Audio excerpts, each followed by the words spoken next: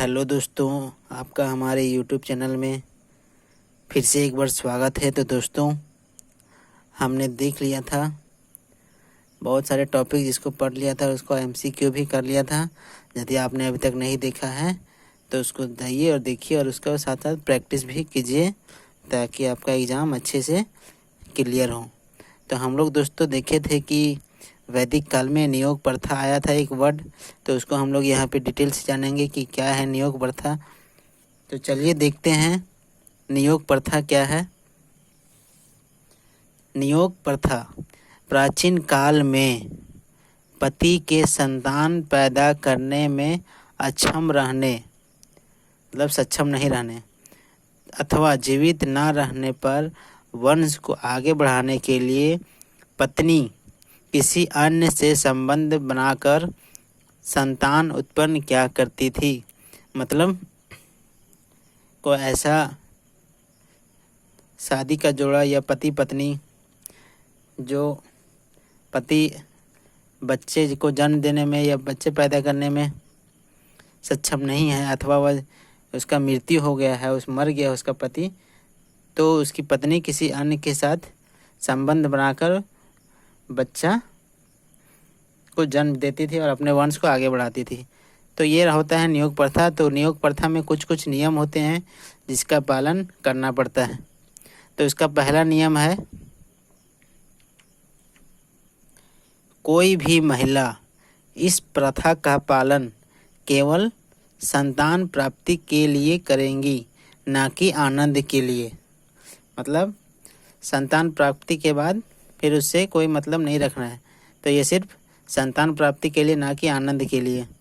Second नियम है, दूसरा नियम है, तपस्वी पुरुष केवल धर्म के पालन के लिए यह प्रयोग करेगा। मतलब जो महिला होगी उसके साथ जो संबंध बनाएगा वो एक तपस्वी पुरुष होगा और वह केवल धर्म के पालन के लिए इसका प्रयोग करेगा।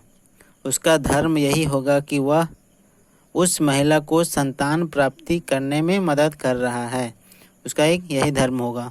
तो तीसरा बोला जाता है कि इस प्रथा से जन्मा बच्चा वैध होगा और विधिवत रूप से बच्चा पति पत्नी को होगा, नियुक्त व्यक्ति का नहीं। मतलब इसमें जो बोल रहा है कि जो ही बच्चा जन्म लेगा उसमें जो बच्चा होगा वो वैध होगा, ना कि अवैध, और विधिवत रूप से बच्चा दोनों पति पत्नी का होगा, ना कि जिस पुरुष ने संबंध बनाया उस पुरुष का नहीं होगा। तो नियुक्त व्यक्ति का यह बच्चा नहीं होगा। अगला, तपस्वी पुरुष उस बच्चे के पिता होने का अधिकार नहीं मांगेगा। जिस तपस्वी पुरुष ने महिला के साथ संबंध बनाया है वह पुरुष बच्चे के पिता होने का अधिकार नहीं मांगेगा और भविष्य में बच्चे से कोई रिश्ता भी नहीं रखेगा। फिर पांचवा में है, आप लोग समझ ही रहे हैं पूरा बात को, इस प्रथा का दुरुपयोग ना हो, मतलब इसका कोई दुरुपयोग नहीं कर पाए, इसलिए पुरुष अपने जीवन काल में केवल 3 बार ही नियोग का पालन कर सकता है। मतलब वो 3 बार ही नियोग कर सकता है, 3 से ज़्यादा नहीं। इससे नियोग प्रथा का दुरुपयोग नहीं हो सकता है और पुरुष भी इसको दुरुपयोग नहीं कर सकता है। तो लास्ट है, इस कर्म को धर्म का पालन समझा जाएगा। मतलब नियोग प्रथा द्वारा किसी महिला के संतान की प्राप्ति होती है तो वो धर्म का पालन समझा जाएगा।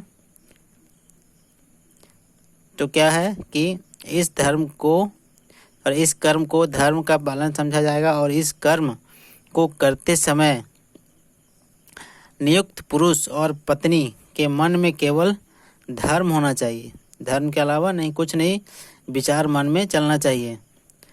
तो नियुक्त पुरुष धर्म और भगवान के नाम पर यह कर्म करेगा कि मतलब उसको भगवान ने भेजा इस अच्छे काम के लिए ताकि किसी के वंश को आगे बढ़े, और पत्नी इसका पालन केवल अपने और अपने पति के लिए संतान पाने के लिए करेगी। तो इसमें यही निचोड़ निकलता है कि नियोग प्रथा का मुख्य उद्देश्य संतान प्राप्ति करना है, ना कि आनंद के लिए। और इसमें जो बच्चा जन्म लेगा वो बिल्कुल वैध होगा, और जो नियुक्त पुरुष है वो पिता होने का हकदार नहीं रहेगा, बल्कि जो उस पत्नी का जो पति होगा वही पिता कहलाएगा। तो इसका एग्जाम्पल है कि महाभारत के धृतराष्ट्र, पांडु, विदुर,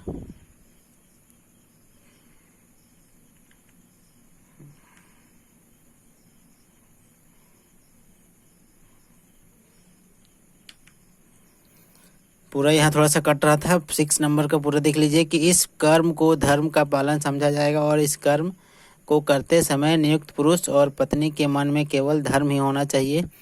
नियुक्त पुरुष धर्म और भगवान के नाम पर यह कर्म करेगा, और पत्नी इसका पालन केवल अपने पति के लिए, संतान पाने के लिए करेगी।